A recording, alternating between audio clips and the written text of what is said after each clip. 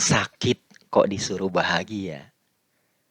Justru itu, orang sakit memerlukan obat. Dan obat yang paling utama adalah bahagia. Apalagi berkaitan dengan COVID-19. Loh, kok bisa? Karena COVID-19 adalah self-limited disease. Artinya penyakit yang akan sembuh dengan sendirinya asal kitanya kuat.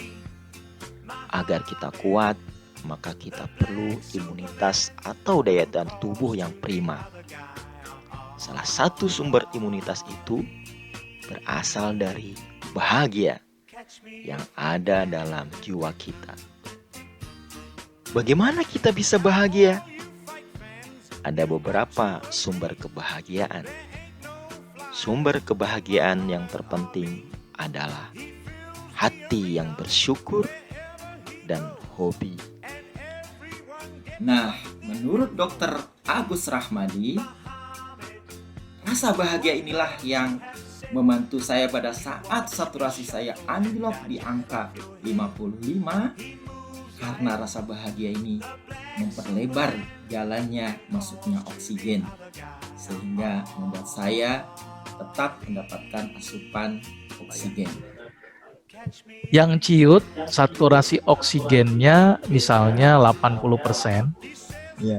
yang lebar saturasi oksigennya 50%. Kira-kira si sel itu dapat nutrisi oksigen banyakan yang mana? Ciut tapi saturasinya besar, tapi ini besar tapi saturasinya kecil. Sebenarnya sama-sama itu sebenarnya.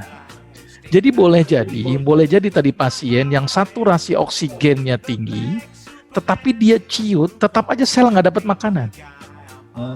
Pak Dedi boleh jadi dia saturasinya oksigen, tapi pengudaranya melebar. Jadi si sel masih dapat makanan.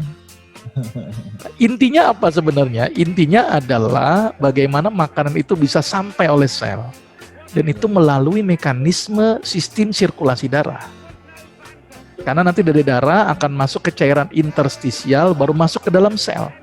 Jadi kalau pembuluh darahnya di sana melebar, maka walaupun saturasi oksigennya rendah, tetapi jumlah oksigen yang masuk banyak. Gitu. Dibandingkan saturasi oksigennya yang bagus, tapi yang masuk sedikit. Gitu.